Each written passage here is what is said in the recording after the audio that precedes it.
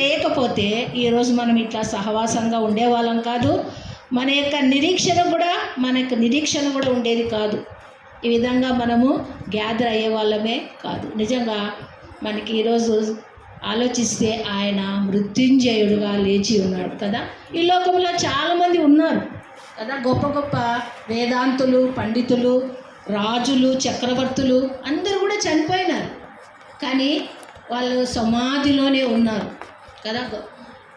వాళ్ళు తిరిగి లేయలేదు కదా. మనం చూస్తున్నట్టయితే అలెగ్జాండర్ ద గ్రేట్ కదా, ఒక రాజు చక్రవర్తి ఉన్నాడు అలెగ్జాండర్. అంతా కూడా ప్రపంచాన్ని జయించినాడు. కానీ ఆయన సమాధిలోనే ఉన్నాడు, ఆయన తిరిగి లేయలేదు. అదే రీతిగా మనము మహాత్మా గాంధీజీని కూడా చూసుకుంటే ఆయన కూడా మరి ఆయన సమాధిలోనే ఉన్నాడు, ఆయన తిరిగి లేయలేదు కదా. మరి ఈ విధంగా చాలామందిని మనం చూసినట్లయితే ప్రపంచాన్ని జయించిన చాలామంది వ్యక్తులు, రోమా సామ్రాజ్యానికి జూలియస్ సీజర్ ఆయన కూడా గొప్ప వ్యక్తి, కొద్ది కాలం జీవించి మరణించినాడు, ఆయన తిరిగి లేయలేదు. కాబట్టి యేసు ప్రభుని ఎవరితో పోల్చడానికి లేదు, ఆయనే సాటి కదా. ఆయన తిరిగి లేచాడు. లూకా 24:5 మనం చూసినట్లయితే, మీరు ఎక్కువగా వినండి, బైబిల్ చూస్తూ ఉంటే అటు ఇటు లేక. లూకా 24:5 చూస్తే ఆయన ఇక్కడ లేడు, ఆయన లేచి ఉన్నాడు. ఆయన ఇక్కడ లేడు, ఆయన లేచి ఉన్నాడు.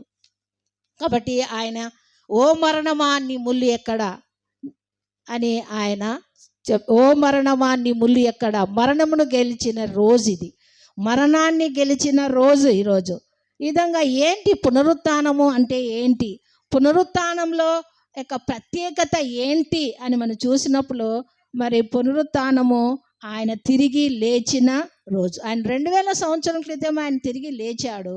నేటికి కూడా సజీవంగా ఆయన మన మధ్యలో కూడా ఉన్నాడు. ప్రవచనాలు నెరవేర్పు కోసము ఈ విధంగా జరిగింది. ఆయన మన పాపముల నిమిత్తమై, నా పాపముల నిమిత్తమై, నీ పాపముల నిమిత్తమై మనకు బదులుగా నీకు నాకు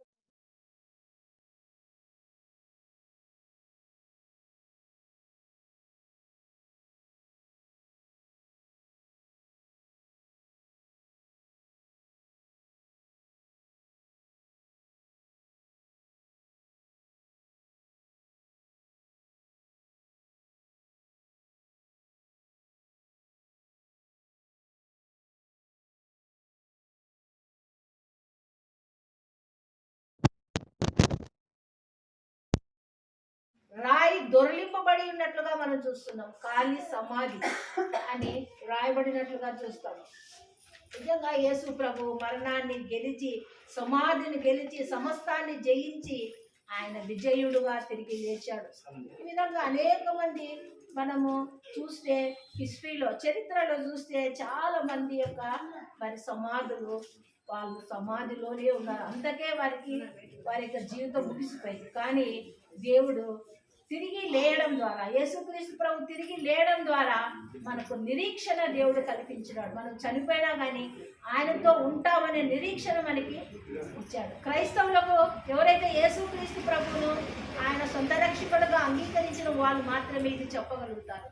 మనం ఏదో చనిపోయినప్పటికీ కూడా ఆయనతో పాటు తిరిగి లేస్తాము. ఆయన వచ్చినప్పుడు సమాధులు తెరవబడతాయి కదా. అందరూ కూడా యేసు ప్రభు నమ్మిన వాళ్ళు తిరిగి లేపబడతారన్నట్లుగా మనం చూస్తున్నాం. అపోస్తలుడైన పౌలు ఎక్కువగా దీని గురించి వివరించి చెప్పాడు. మరి వారు ప్రకటిస్తున్న సువార్త, ఒకవేళ ఆయన తిరిగి లేకపోతే ప్రకటిస్తున్న సువార్త వ్యర్థమే అంటారు. కాబట్టి మరి ఆయన లేచి ఉండడంలో ఒక ప్రత్యేకత, మనం ఈస్టర్గా ఈ యొక్క దినాన్ని మనం ఆచరిస్తున్నాం. మరి పాశ్చాత్య దేశాల్లో మరి ఆ యొక్క ఈస్టర్ రోజు కోడిగుడ్లు, ఆ కోడిగుడ్లకు రకరకాల రంగులు వేసి వాళ్ళు ఒక బహుమతి లాగా ఇచ్చుకుంటారు. హ్యాపీ ఈస్టర్ డే అని చెప్పి వాళ్ళు ఎందుకు ఆ కోడిగుడ్డును వాళ్ళు ఎందుకు అట్లా బహుమతులుగా ఇస్తున్నారంటే, మరి ఆ యొక్క కోడిగుడ్డులో జీవం ఉంది కదా, జీవం ఉంది. ఆ కోడిగుడ్లో మరి కోడి పొదిగితే తిరిగి పిల్లలు వస్తాయి. కాబట్టి జీవము కలిగిన దేవుడు నేను స్తుతిస్తున్నాను అన్నట్టుగా, జీవం గల దేవుడు నేను కలిగి ఉన్నాను అన్నట్లుగా దాని యొక్క భావన. అందుకే వాళ్ళు ఆ యొక్క కోడిగుడ్లు గిఫ్ట్స్గా ఇచ్చుకుంటారన్నమాట. మనం చూసినట్లయితే మరి ఈరోజు 6 ఆశీర్వాదాలు మనం చూస్తాం. యేసు ప్రభువు మరణించడం ద్వారా, ఆయన తిరిగి లేవడం ద్వారా మనకి దేవుడు కొన్ని బ్లెస్సింగ్స్ ఇచ్చాడు. పునరుత్థానం వల్ల కలిగే మరి ప్రాముఖ్యత, పునరుత్థానం వల్ల కలిగే ఆశీర్వాదాలు మనం ఈరోజు క్లుప్తంగా చూద్దాం. మరి లూకా సువార్త 24వ అధ్యాయంలో మనం చూసినట్లయితే, లూకా సువార్త 24వ అధ్యాయంలో మనం చూసినట్లయితే నిజంగా మరి ఆయన మరి కొంతమంది స్త్రీలు మనం చూసినాం కదా. మరియా తర్వాత వారి తర్వాత చాలా మంది వాళ్ళు ఉన్నారు. ఇక్కడ చూడండి 24వ అధ్యాయం చూసి, ఆదివారమున తెల్లవారుచుండగా ఆ స్త్రీలు తాము సిద్ధపరిచిన సుగంధ ద్రవ్యములను తీసుకొని సమాధి యొద్దకు వచ్చి, సమాధి ముందర ఉండిన రాయి దొరలింపబడి ఉండట చూసి లోపలికి వెళ్ళింది. కానీ దేహము వారికి కనబడలేదు కదా. మరి మరియా ఎవరు? మీకు ఆల్రెడీ ఆరాధనలు ఇచ్చారేమో. మగ్దలేని మరియా కదా. మగ్దలేని మరియా 7 దెయ్యముల చేత ఆమె పీడింపబడుతున్నప్పుడు యేసు ప్రభు ఆమెను స్వస్థపరిచారు. దాని కృతజ్ఞతగా యేసు ప్రభుకి ఆ యొక్క సుగంధ ద్రవ్యాలు ఆమె తీసుకొని వెళ్ళినట్లుగా. ఆ దినాల్లో మనం చూస్తాం కదా, చీకటిగా ఉన్నప్పుడు స్త్రీలు భయపడతారు పోవడానికి. కానీ వీళ్ళు యేసు ప్రభుని ఎంతగా ప్రేమించినారు కదా. ఆదివారం తెల్లవారగానే వాళ్ళందరూ కూడా స్త్రీలు కలిసి సుగంధ ద్రవ్యాలు తీసుకొని ఆ యొక్క సమాధి ఎందుకు వచ్చినట్టుగా మనం చూస్తాం. మరి అక్కడ యేసు యొక్క దేహం వాళ్ళకి కనిపించలేదు, రాయి దొరిలింపబడి ఉండటం మనం చూసినాం కదా. మరి వాళ్ళు ఇంకా మరి యేసు ప్రభువు ఈ లోకంలో ఉన్నప్పుడు మరి శిష్యులకు అనేక మందికి చెప్పాడు, నేను చనిపోతాను, పాతి పెట్టబడతాను, తిరిగి లేస్తాను అని చెప్పినప్పుడు కూడా మరి శిష్యులు వాళ్ళు నమ్మలేదు. మరి యేసు ప్రభుతో 33.5 సంవత్సరాలు ఆయనతో జీవించి ఉన్నారు. కానీ వాళ్ళు యేసు ప్రభు తిరిగి లేస్తాడనే విశ్వాసం వాళ్ళకు లేదు, అవిశ్వాసం కదా. మన జీవితాల్లో కూడా ఇక అవిశ్వాసం వల్ల దేవుని యొక్క ఆశీర్వాదాలు మనం పొందలేకుండా పోతున్నాం. మరి నమ్ముట నీ వల్ల అయితే నమ్మువానికి సమస్తము సాధ్యమే కదా. మనలో విశ్వాసం ఉన్నప్పుడే దేవుడు ఏదైనా చేయగలుగుతాడు. మరి ఈ ప్రియతమ శిష్యులు ఆయనతో కలిసి మరి తిన్నారు, ఆయనతో కలిసి పండుకున్నారు, అనేక సార్లు ఆయన చెప్పాడు. అయినప్పటికీ కూడా వారు నమ్మలేదు, ఆయన మాటల్ని నమ్మలేదు. ప్రవచనాలు ఉన్నాయి, ప్రవక్తల ద్వారా ఆ యొక్క ఆల్రెడీగా ఆయన తిరిగి లేస్తాడని కూడా లేఖనాలు ఉన్నాయి. అయినప్పటికీ కూడా వారు ఇంకా ఆయనను లేయలేదని ఇంకా వాళ్ళు మెస్సయ్య కోసం ఎదురు చూస్తున్నట్లుగా మనం చూస్తాం. కాబట్టి మరి ఇంకా మనం చూసినట్లయితే మరి 13వ వచనం నుండి మనం చూసినట్లయితే, యెరూషలేమునకు ఆమడ దూరంలో ఉన్న ఎమ్మాయి అనే ఒక గ్రామం. సరే, యేసుక్రీస్తు ప్రభు చనిపోయినాడు. మరి ఆయన యొక్క దేహాన్ని ఎవరు తీసుకున్నారు? అరిమతయపు యోసేపు. మరి ఆయన తన కోసం ఒక మరి మంచి సమాధిని, ఎవ్వరూ సమాధిలో పెట్టని సమాధిని ఆయన తొప్పించుకున్నాడు. అయితే ఆయన ధైర్యం చేసినాడు, యేసు ప్రభు దేహాన్ని తనకిమ్మని అడిగినాడు కదా. చాలా మంది భయపడతారు, ఆయన చనిపోయినాడు, మరి ఇంకా వాళ్ళకు కూడా ఏమన్నా చేస్తారేమనే భయం ఆ దినాల్లో ఉండింది. యూదులు ఏమన్నా చేస్తారేమో కొంతమంది. కానీ శాస్త్రులు, పరిసయ్యులు అనేక మంది ఉన్నారు పెద్దలు. కానీ అరిమతయపు యోసేపుకు ఆ యొక్క ఆధిక్యత దక్కింది. ఆయన దేహాన్ని తీసుకొని వెళ్ళాడు. ఇంతవరకు ఎవరు ఆ సమాధిలో పాతి పెట్టబడలేదు. అది ఫ్రెష్గా ఉండే సమాధి. ఆయన భూస్థాపన చేసినట్లుగా మనం చూస్తాం. తర్వాత ఆయన 3వ రోజున తిరిగి లేచి మరి అనేక మంది శిష్యులకు కనిపించాడు, అనేక మంది స్త్రీలకు కూడా ఆయన తన్ను తాను ప్రత్యక్షపరుచుకున్నాడు. కానీ వాళ్ళు ఆయన నమ్మలేని స్థితిలోనే ఉన్నారు.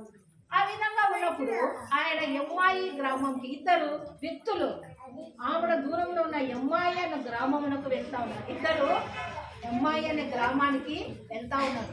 మరి వాళ్ళు చాలా ఎంతో దుఃఖముతో, యేసు ప్రభు నా మధ్యలో లేడు, ఆయన చనిపోయాడు, మన పరిస్థితి ఎలా, ఎంతో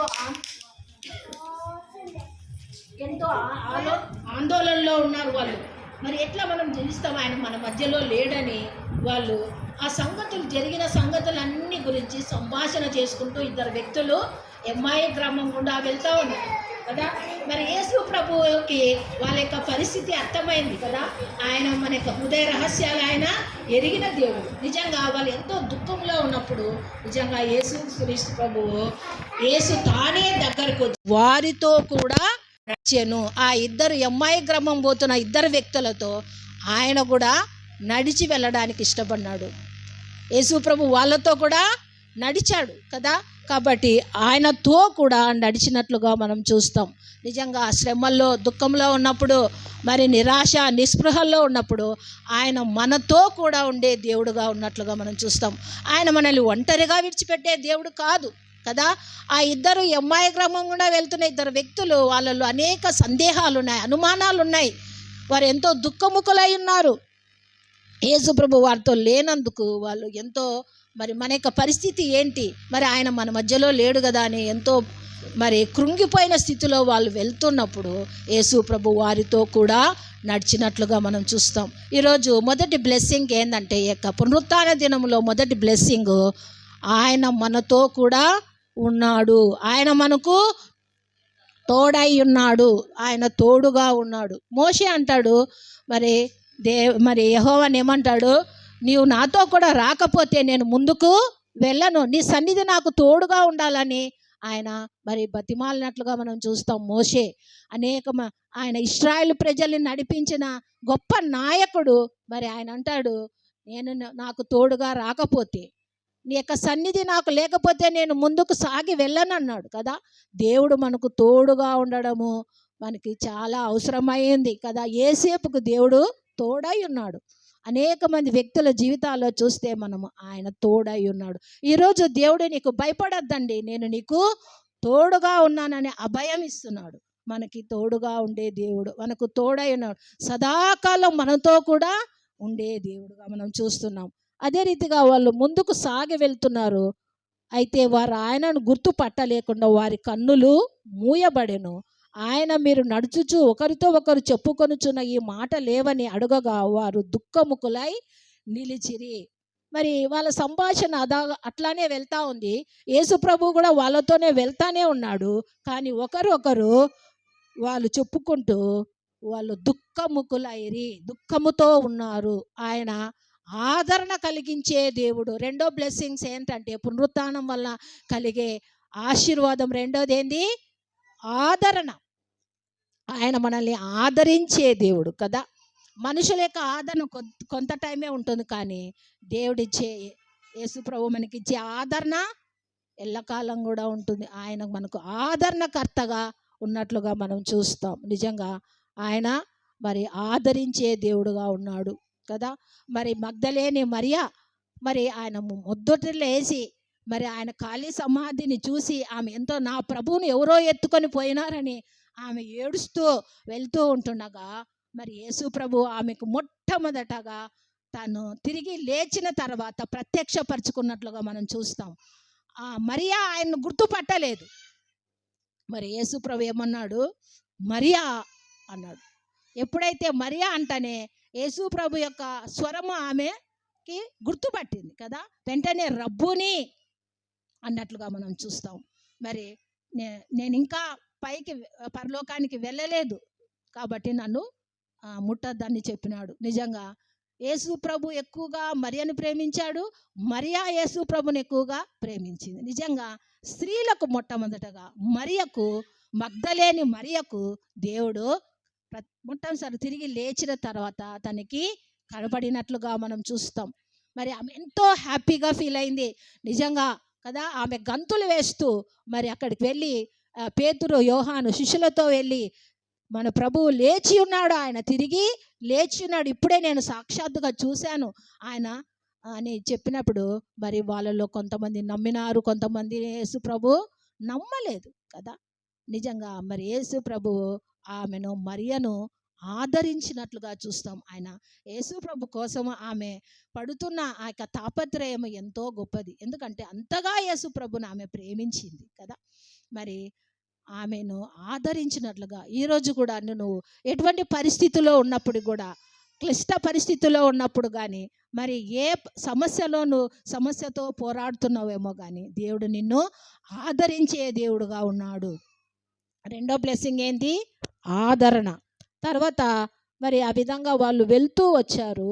మరి అనేక మాటలు మాట్లాడుతూ వాళ్ళు వెళ్తూ ఉన్నారు. మరి అక్కడ చూసినట్లయితే ఇంకా మరి 26వ వచనంలో మనం 25 నుండి మరి క్రీస్తు అలాగు శ్రమపడి తన మహిమలో ప్రవేశించుట అగత్యము కాదా అని వారితో చెప్పి, మోషేయు సమస్త ప్రవక్తలను మొదలుకొని లేఖనములన్నిటిలో తన్ను గూర్చిన వచనముల భావం వారికి తెలిపెను. మరి ఇదంతా వాళ్ళు సంభాషణ మాట్లాడుతూ ఉన్నారు. లాస్ట్కి ఏమన్నారు వాళ్ళు? మరి మోషే సమస్త ప్రవక్తలు మొదలుకొని లేఖనములన్నిటిలో తనను గూర్చిన వచనాల భావం వారికి తెలిపాను. అప్పుడు యేసు ప్రభువు వాళ్ళకి వివరించాడు. ఏం వివరించాడు? లేఖనాల గురించి వివరించాడు. మరి లేఖనములు మరి వాళ్ళు విశ్వసించేటట్లుగా వారికి ఎక్స్ప్లెయిన్ చేసి చెప్పాడు. లేఖనాల్లో ఆల్రెడీగా ఆయన గురించి వ్రాయబడి ఉంది. ఆయన తిరిగి లేస్తాడు అనేది ప్రవచనాత్మకంగా జరిగింది. ఆ లేఖనాలు ద్వారా మరి ఆయన లేఖనముల ప్రకారం మరణించినాడు, లేఖనం ప్రకారంగా పాతిపెట్టబడినాడు, లేఖనం ప్రకారంగా ఆయన తిరిగి లేచాడు. కాబట్టి ఇక్కడ లేఖనం అంటే దేవుని యొక్క వాక్యము. దేవుని యొక్క వాక్యము మనకి ఎంతో అవసరమై ఉంటుంది కదా. మరి మన యొక్క అనుదిన జీవితంలో ఆయన యొక్క వాక్యము మనకు నెమ్మదిచ్చేది, ఆదరణ ఇచ్చేది. మనకు దేవుని యొక్క వాక్యం మనల్ని గైడ్ చేస్తుంది, లీడ్ చేస్తుంది. దేవుని యొక్క వాక్యం మనల్ని బలపరుస్తుంది. చాలాసార్లు మనం దేవుని యొక్క వాక్యాన్ని చదవలేని మందమతులుగా మనం ఉన్నాం. మన అనుదిన జీవితంలో వాక్యానికి మనం ఎక్కువ ఇంపార్టెన్స్ ఇవ్వాలి. స్వస్థత కంటే దేవుని యొక్క వాక్యానికి మనము ప్రాముఖ్యత ఇవ్వాలి. ప్రతిరోజు దేవుడు మనతో మాట్లాడినాడు. లేఖనాలు మనం తెలుసుకోలేనప్పుడు తప్పుడు సిద్ధాంతాలకు వెళ్ళలేము కదా. దేవుని యొక్క వాక్యము స్పష్టముగా మనం తెలుసుకున్నట్లయితే ప్రతి వారు చెప్పినది అంతా కూడా నమ్మలేము కదా. ఈ దినాల్లో తప్పుడు బోధకులు కూడా వస్తున్నారు, తప్పుడు యొక్క మాటలు వాళ్ళు మాట్లాడుతున్నారు, బైబిల్ మార్చి కూడా చెప్తున్నారు కదా. ఇటువంటి దినాల్లో మనం ఉన్నాం కాబట్టి దేవుని యొక్క వాక్యానికి మనం ఎక్కువగా ప్రాముఖ్యతనివ్వాలి. దేవుని వాక్యము ఉన్నది ఉన్నట్లుగా అది జరుగుతుంది కదా. దాన్ని ఎవరు కూడా దాంట్లో చేర్చలేరు. సున్నా పొల్లైనా కూడా తప్పిపోదు, చేర్చలేము, మనం దాని నుండి తీయలేము. దేవుని యొక్క వాక్యము ఉన్నట్లు ఉంటుంది. మరి దేవుని యొక్క వాక్యంకి మనం ఎక్కువగా ఇంపార్టెంట్. కాబట్టి వాళ్ళు దేవుని యొక్క వాక్యమును ఆయన లేఖనాల గురించి వారితో వివరించి చెప్పినాడు. ఇంకా యేసు ప్రభు వాళ్ళతో కూడా నడుస్తున్నప్పుడు కూడా వాళ్ళ యొక్క కన్నులు తెరవబడలేదు. వాళ్ళు ఎవరో పరిచయము లేని వ్యక్తి ద్వారా లాగా మాట్లాడుతూనే వస్తున్నారు. మరి యేసు ప్రభు వాళ్ళకి ఆ విధంగా చెప్తూ వచ్చాడు. లాస్ట్కి వాళ్ళ యొక్క గ్రామం వచ్చేసింది. గ్రామం వచ్చేసి వాళ్ళు ఇంకా ప్రొద్దుగుంకింది, మాతో కూడా ఉండమని చెప్పి ఆయనను బలవంతం చేసిరి గనక ఆయన వారితో కూడా ఉండటానికి లోపలికి వెళ్ళాను. వాళ్ళ యొక్క డెస్టినేషన్ వచ్చేసింది. వాళ్ళు ఇంట్లోకి వెళ్ళిపోతున్నారు. అప్పుడు అన్నారు యేసు ప్రభుతో, మీరు కూడా రండి, మనం ప్రొద్దుగొంకింది, ఇప్పటికి మీరు ఎక్కడికి వెళ్తారు, మాతో కూడా ఈరోజు బస చెయ్యండి అని యేసు ప్రభుని వారు కోరు. యేసు ప్రభు వాళ్ళకి తెలీదు, ఒక స్ట్రేంజర్గా వాళ్ళు ఉన్న మంచి గుణం బట్టి వాళ్ళు ఆయన్ని ఆహ్వానించినారు. మాతో ఈ యొక్క రాత్రి సమయంలో గడపండి, రేపు ఉదయంన మీరు వెళ్ళవచ్చు అన్నప్పుడు మరి యేసు ప్రభువు ఆ యొక్క గృహాన్ని దర్శించటానికి మరి ఎంతో ఇష్టపడినట్లుగా చూసాం కదా. ఆయన ఈ యొక్క పునరుత్థానం వల్ల 4వ బ్లెస్సింగ్ ఏంటంటే నీ యొక్క గృహములో ఉండడానికి ఆయన వచ్చాడు. నీతో ఆయన సహవాసం చేయడానికి వచ్చాడు. ఆయన నీతో ఉండటానికి ఆయన ఇష్టపడుతున్నాడు కదా. మన యొక్క గృహానికి ఎవరైనా వచ్చినప్పుడు కొంతమందిని చాలా చక్కగా రిసీవ్ చేస్తాం, కొంతమందిని మనము ఇగ్నోర్ చేస్తాం కదా. మరి యేసు ప్రభు కూడా మరి ఆయనను చక్కగా ఇన్వైట్ చేశారు. మరి యేసు ప్రభు వాళ్ళ యొక్క గృహానికి రావడం ఎంతో ధన్యత. ఆ రోజు ఆ ఇద్దరు ఎమ్మాయి గ్రామస్తులకు వెళ్తున్నవారు యేసు ప్రభు వాళ్ళతో ఆ రాత్రి ఉన్నట్లుగా మనం చూస్తాం. నిజంగా మన గృహాల్లో మరి యేసు ప్రభుకి ఇంపార్టెన్స్ ఇస్తున్నామా? మన గృహాల్లో దేవుడు ఉన్నాడా? నిజంగా మనము కుటుంబ ప్రార్థన చేసుకుంటూ ఉన్నామా? అందరము ఆయనను స్తుతిస్తూ ఆరాధిస్తున్నామా? ఎవరి గృహంలో కుటుంబ ప్రార్థన ఉంటుందో, ఎవరి గృహంలో స్తుతి ఉంటుందో, ఎవరి గృహంలో ప్రార్థన ఉంటుందో ఆ గృహంలో యేసు ప్రభు మనతో కూడా ఆయన నివసించే దేవుడుగా ఉన్నాడు. దానికి ఎగ్జాంపుల్గా మనం చూసినట్లయితే జక్కయ్య కదా. ఆ సుంకపు గుత్తదారుడు, మరి ఆయన ఎవరంటే ఎవరు కూడా ఆయనని ఇష్టపడరు. ఎందుకంటే ఆయన పన్నులు వసూలు చేసేవాడు, మరి అన్యాయంగా చాలా డబ్బు సంపాదించాడు. అటువంటి వ్యక్తి యేసు ప్రభు ఎవరో చూడాలని ఆ యొక్క మేడి చెట్టు ఎక్కి కూర్చున్నట్లుగా మనం చూస్తాం. అప్పుడు యేసు ప్రభు జక్కయ్య దిగిరా అన్నప్పుడు వెంటనే సంతోషంతో గంతులు వేస్తూ తన ఇంటిలోకి చేర్చుకున్నట్లుగా మనం చూస్తాం.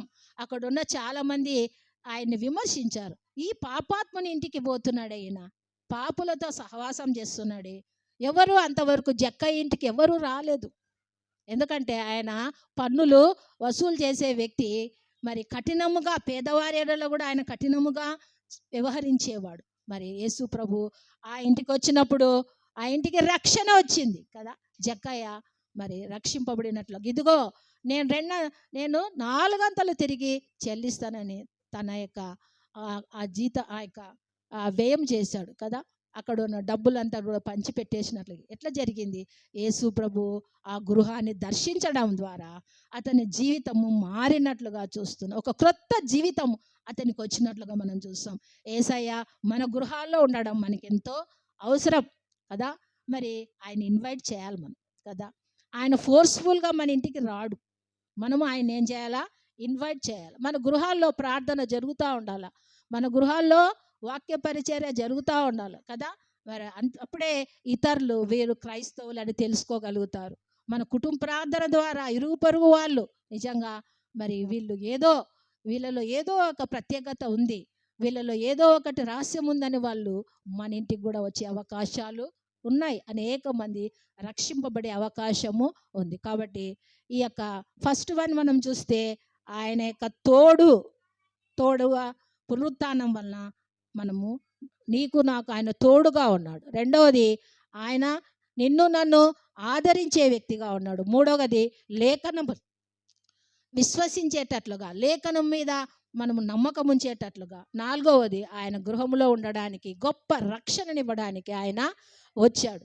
అదే రీతిగా మనం చూసినట్లయితే మరి యోబు 19:25 చూసినట్లయితే, యోబు 19:25 మనం చూసినట్లయితే, నా విమోచకుడు సజీవుడని నేను ఎరుగుదును కదా. నా విమోచకుడు సజీవుడు, అందుకే ఆయన్ని స్తుతిస్తానన్నది చూస్తాం. ఎవరైనా చదవండి యోబు 19:25.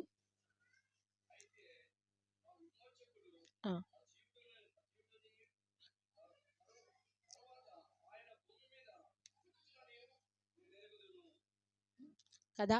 యోబు ఎప్పుడో తెలుసు, యోబుకి ఆయన తిరిగి లేస్తాడు, యేసుప్రభు తిరిగి లేస్తాడనే నమ్మకం ఉంది. లేఖనాల్ని ఆయన నమ్మాడు కదా. నా విమోచకుడు సజీవుడు కదా, ఆయన మనల్ని విమోచించే దేవుడుగా ఉన్నాడు. ఈ పునరుత్థాన దినంలో మనకి 5వ బ్లెస్సింగ్ ఏంటంటే, పాప మరణముల నుండి మనల్ని ఆయన విమోచించాడు కదా. విమోచన అంటే నీకు నాకు బదులుగా ఆ శిక్షను ఆయన అనుభవించినట్లుగా మనం చూస్తాం. మనకి రక్షకుడుగా విమోచకుడుగా ఉన్నాడు. కాబట్టి అందుకే అప్పుడే లేఖనాలు, పాత నిబంధనల ధర్మశాస్త్రం మనం చూస్తే ఆ లేఖనాలు ప్రకారమే ఆయన చనిపోయినాడు, పాతిపెట్టబడినాడు, తిరిగి లేస్తాడనే లేఖనాలు మనకు ఉన్నాయి. కాబట్టి మరి యోబు ఎంత ధైర్యంగా, ఎంత విశ్వాసముతో ఆ విధంగా అన్నాడు, నా విమోచకుడు సజీవుడు అని చూసినాం కదా. తర్వాత యేసు ప్రభు వాళ్ళతో కలిసి మరి ఆ సాయంకాలమున మరి భోజనమునకు కూర్చున్నప్పుడు ఒక రొట్టెను పట్టుకొని స్తోత్రము చేసి దాన్ని విరిచి వారికి పంచిపెట్టినట్లుగా చూస్తాం. నిజంగా వాళ్ళ యొక్క కన్నులు మరి మూయబడి ఉన్నాయి. ఎప్పుడైతే యేసు ప్రభువు ఆ యొక్క మరి భోజనమును కూర్చున్నప్పుడు రొట్టెను పట్టుకొని స్తోత్రం చేసి పంచి ఇచ్చినాడో అప్పుడు వాళ్ళ కన్నులు తెరవను. అబ్బా, యేసు ప్రభువే కదా ఆ విధంగా చేసేది. ఆయన రొట్టెను పంచిపెట్టాడు, ఆయనను తనకు తానుగా ప్రత్యక్షపరుచుకున్నాడు. అందుకే ఆయన అంటున్నాడు, అవివేకులారా, మందమతులారా, ఇంకా మీరు విశ్వసించడం లేదా? ఆయన నేను తిరిగి లేస్తానని అనేక ప్రవచనాలు ఉన్నాయి కదా, ఎన్నోసార్లు మీతో చెప్పాను, అయినా మీరు ఇంకా నమ్మట్లేదు అని యేసు ప్రభు ఆఖరికి తన ప్రయత్నం ఏం చేశాడు, ఆ యొక్క రొట్టెను విరిచినట్లుగా మనం చూస్తాం. అప్పుడే వాళ్ళు యేసు ప్రభువును వాళ్ళు గుర్తుపట్టినట్లుగా మనం చూసాం.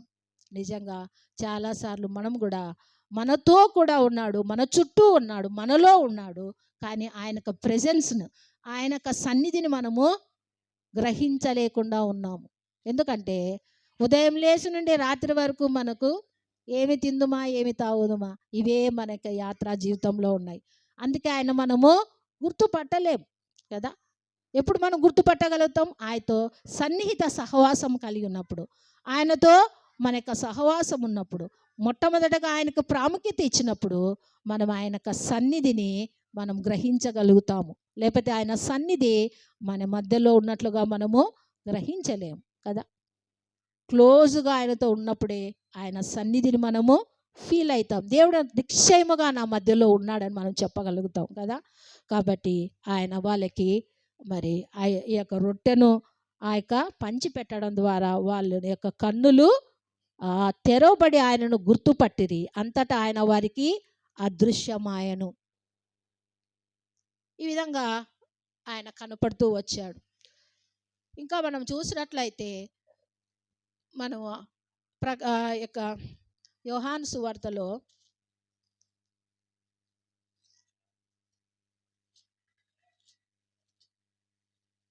యోహాను సువార్త 14వ అధ్యాయంలో మనం చూసినట్లయితే, మీ హృదయమును కలవరపడనీయకుడి, దేవుని యందు విశ్వాసం ఉంచుచున్నారు, నా యందును విశ్వాసం ఉంచుడి. నా తండ్రి ఇంట అనేక నివాసములు కలవు, లేని ఎడల మీతో చెప్పుదును. మీకు స్థలము సిద్ధపరచ వెళ్ళుచున్నాను. నేను వెళ్ళి మీకు స్థలము సిద్ధపరిచి నేనుండు స్థలములో మీరును ఉండులాగున మరలా వచ్చి నా యుద్ధకు ఉండుటకు మిమ్మల్ని తీసుకొని పోదును. నిజంగా మన హృదయము కలవరముతో నింపబడి ఉంది. వాళ్ళ యొక్క శిష్యుల యొక్క హృదయం ఎలా ఉంది ఆ టైంలో? యేసుప్రభు వాళ్ళతో లేనప్పుడు కలవరముతో ఉంది, భయము భీతితో వాళ్ళు ఒక రహస్య స్థలములో కూడుకుంటున్నారు భయపడి కదా. మరి అటువంటి సమయంలో ఏమన్నాడు?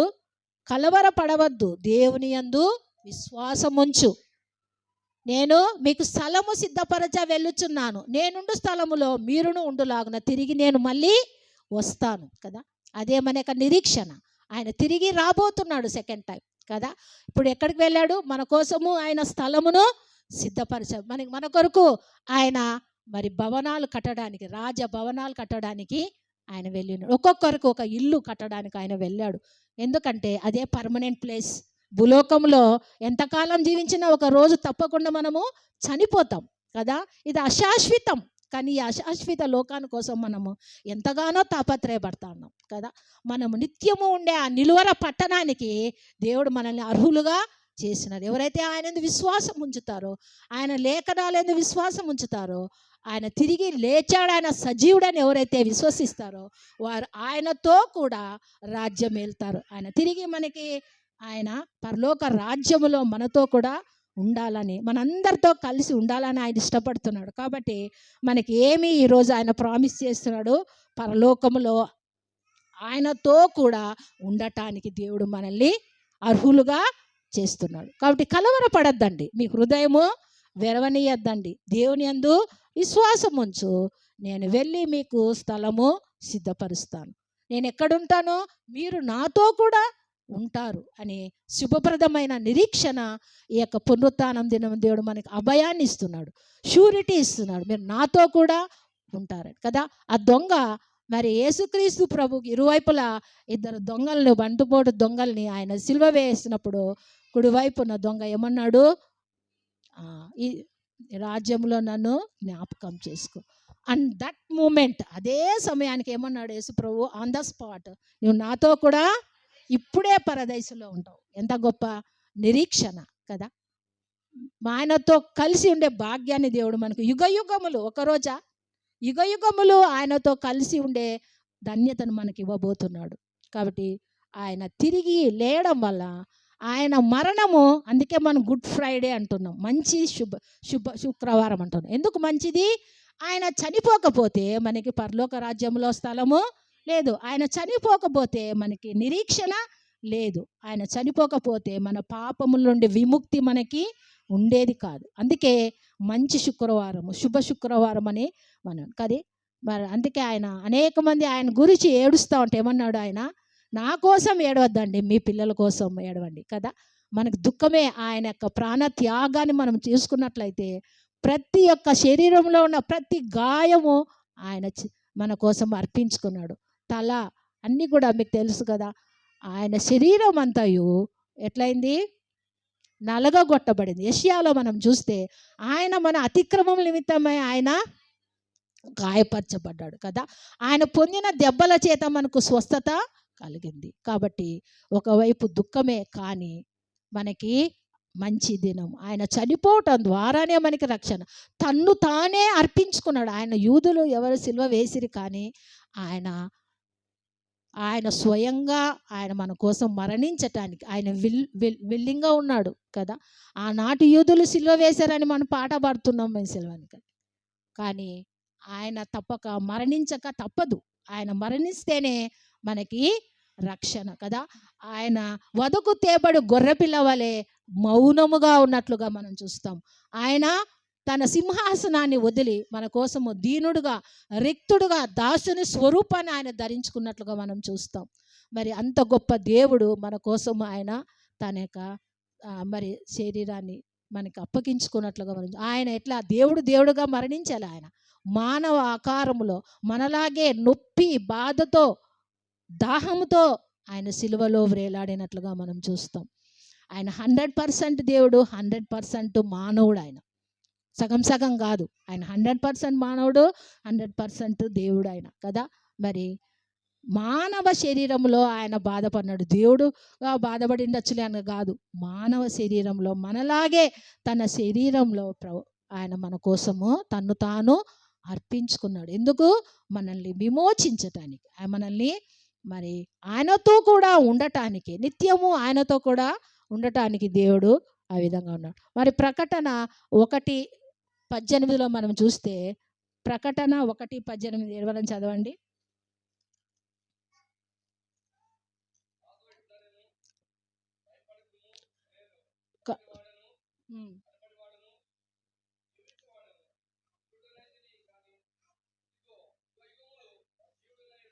చాలు. నేను మొదటి వాడను, కడపటి వాడను, జీవించువాడను, మృతుడనైతిని, కానీ ఇదిగో యుగ యుగములు సజీవుడనై ఉన్నాను. యుగ యుగములు సజీవుడై ఉన్న దేవుడు మన దేవుడు. ఎటువంటి దేవుడు? జీవము కలిగిన దేవుడు కదా. మరి దేవతలని మొక్కుకునే వాళ్ళు, దానికి కళ్ళున్నాయి చూడవు, నోరుండి మాట్లాడవు, చెవులుండి వినవు కదా. తిరిగి మనం కొన్నిసార్లు ఆ విధంగా మరి వెనక్కి వెళ్ళిపోయే అవకాశాలు కూడా ఉన్నాయి కదా. మరి ఇంకా మనం చూసినట్లయితే, మరి 11 మంది శిష్యులు ఉన్నప్పుడు యేసు ప్రభు అక్కడికి వచ్చాడు. ఎవరు లేరు వాళ్ళ మధ్యలో? తోమా లేడు, థామస్ లేడు. మీకు సమాధానం కలుగునుగాక అన్నప్పుడు వాళ్ళు భయపడి, భూతమని భయపడినట్లుగా మనం చూస్తాం. అప్పుడు ఏమన్నాడు ఆయన? ఇదిగో నా చేతి రేళ్లలో చూడండి, నా గాయాలు చూడండి, ఇప్పుడైనా నమ్ముతారా అంటే నమ్మినారు. అప్పుడు తోమా లేడు వాళ్ళతో. తిరిగి వారం రోజుల తర్వాత మళ్ళీ వచ్చినాడు. ఎందుకంటే ఆయన ఎవరిని పోగొట్టుకునే దేవుడుగా. తోమా ఆ విధంగా భయపడి ఆయన ఎక్కడో దాక్కున్నాడు. 11 మంది శిష్యులతో లేడు. వారం తర్వాత మళ్ళా వెతుక్కుంటూ అక్కడ వచ్చినప్పుడు వాళ్ళు చెప్పారు, మేము ప్రభువుని చూసాము అంటే తోమా అన్నాడు, నేను నమ్మను. మరి ప్రేమ కలిగిన దేవుడు యేసయ్య ఆ తోమాను పోగొట్టుకోవడానికి ఆయనకి ఇష్టం లేదు. తిరిగే ఆయన మళ్ళీ తోమా ఉన్నప్పుడు వాళ్ళ వద్దకు వచ్చినప్పుడు, మరి తోమాను చూసినప్పుడు తోమాకు అర్థమైపోయింది కదా. తోమా వైపు చూసి, నువ్వు ఇంకా నమ్మలేకున్నావా అని చెప్పి ఏమన్నాడు? నా యొక్క చేతిలో గాయములు చూడు, నీ వ్రేలు పెట్టి చూడు అని ఆయన తను ప్రత్యక్షపరుచుకున్నాడు. అప్పుడు నా దేవా అన్నట్లుగా అన్నాడు. మై లార్డ్ అన్నాడు. వ్యసనం, లోపం, దుఃఖం పొరలుకొని వస్తూ ఉంది. ఆయన నమ్మలేకపోయాడు. ఎప్పుడైతే ఆయన గాయాలు చూశాడో నమ్మినట్లుగా చిన్నప్పుడు, అప్పటి నుండి తోమా మనకి ఇండియాకు వచ్చాడు తెలుసు కదా. ఆయన మరి కేరళ ఆ ప్రాంతాల్లో తోమా తిరిగినట్లుగా చూస్తున్నాం. యేసు ప్రభు యొక్క శిష్యుడు కదా. అప్పటి నుండి ఆయన మరి యేసు ప్రభు కోసం ఆయన జీవించినట్లుగా మనం చూస్తాం కదా. ఒకవేళ ఇంకా నీకు అపనమ్మకం ఉందా, యేసుప్రభు తిరిగి లేలేడు, యేసుప్రభు అన్ని దేవులలో ఒకడని మీరు ఇంకా అనుకుంటా అంటే, ఈరోజు చెప్తున్నాడు, ఆయన సజీవమైన దేవుడు, నీకోసం ప్రాణం పెట్టిన దేవుడని నిరూపించుకున్నాడు కదా. ఖాళీ సమాధి మనకి చరిత్రలో మనం చూస్తే, ఖాళీ సమాధి, రాయి దొరలింపబడి ఆ సమాధి ఉంది. ఇప్పుడు కూడా మనం వెళ్ళి ఇశ్రాయేల్ దేశంలో చూడొచ్చు. ఆయన ఇక్కడ లేడు, లేచి ఉన్నాడు ఇంత గొప్ప నిరీక్షణ దేవుడు మనకి ఇచ్చాడు. తిరిగి మనం చనిపోయినప్పుడు కూడా ఆయన తిరిగి మనల్ని బ్రతికింపజేస్తాడు కదా. తిరిగి సమాధుల్లో ఉన్న వాళ్ళు తిరిగి లేస్తారు. ఆయన విశ్వాసం ఉంచిన వాళ్ళు సమాధిలో నుండి తిరిగి లేస్తారు. ఆయనతో కూడా యుగాయుగములో ఆయనతో కూడా ఉండడానికి దేవుడు మనల్ని ఆయన అర్హులుగా మనల్ని చేశాడు. కాబట్టి ఈ యొక్క ఈస్టర్ దినము మనం ఎంతో సంతోషించవలసిన దినం కదా. ప్రతి ఆదివారం ఈస్టరే, కానీ ఏదో ఒక డేట్ పెట్టారు కాబట్టి ఇయర్లో మనము ఆయన జ్ఞాపకం చేసుకుంటున్నాం. ప్రతి ఆదివారం కూడా ఆయన తిరిగి లేచిన దినమే. ఆయనను మనం గుర్తు చేసుకోవడానికి మరి ఈ విధంగా మరి ప్రత్యేకంగా మనము ఈస్టర్ అని పెట్టుకున్నాం. కాబట్టి ఆయన సజీవమైన దేవుడు. కాబట్టి ఆయన సజీవమైన దేవునికి మనము స్తుతిస్తూ ఆరాధిస్తూ మరి ఆయన కోసము జీవించాలని ఇష్టపడుతున్నాడు. చిన్న ప్రార్థన చేసుకుందాం. కళ్ళు మూయండి.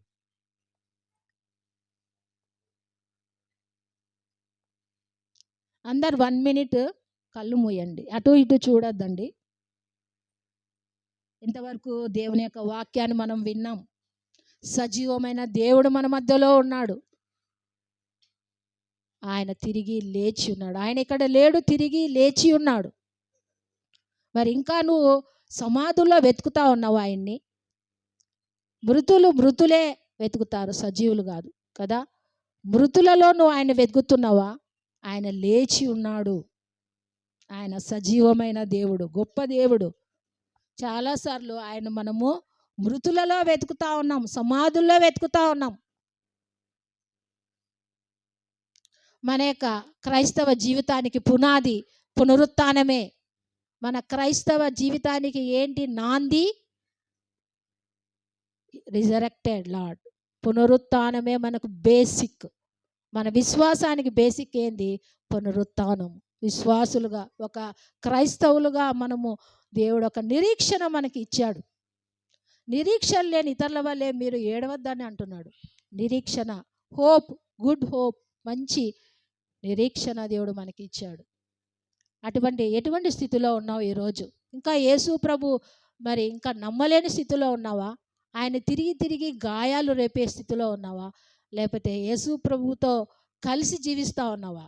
నీ హృదయంలో యేసు ప్రభువు లేకపోతే ఆయన ఇప్పుడే ఆహ్వానించు. యేసయ్యా, నేను పాపిని, నీ పరిశుద్ధమైన రక్తంతో నన్ను కడగండి, నీ ప్రియబిడ్డగా ఉండాలని ఇష్టపడుతున్నా, హృదయంలోకి రాండని. ఇంకా యేసు ప్రభుని ఎవరైతే ఇన్వైట్ చేయలేదో ఇప్పుడే మంచి శుభదినము. యేసు ప్రభుని హృదయంలోకి ఆహ్వానించు. ఒకవేళ యేసు ప్రభువును హృదయంలోకి ఆల్రెడీగా ఆహ్వానించిందైతే మరి యేసు ప్రభుతో కూడా జయ జీవితం జీవించడానికి ఇష్టపడు. ఆయన తిరిగి లేచి ఉన్నాడు. ఆయన విజయవంతుడు, విజయశాలి. మరణాన్ని గెలిచాడు. ఈ లోకంలో ఎవ్వరు కూడా మరణాన్ని గెలిచలేదు. ఒక్క యేసు ప్రభువే మరణాన్ని గెలిచి తిరిగి లేచినట్లుగా మనం చూస్తాం. ఆయనతో కూడా మనము మరణించాలి, పాతిపెట్టబడాలి, తిరిగి లేపబడాలి. బాప్తీసంలో మనం అదే చూస్తాం. ఆయనతో మరణించి పాతిపెట్టబడి తిరిగి లేస్తాం. అపోస్తలుడైన పౌలు అంటాడు,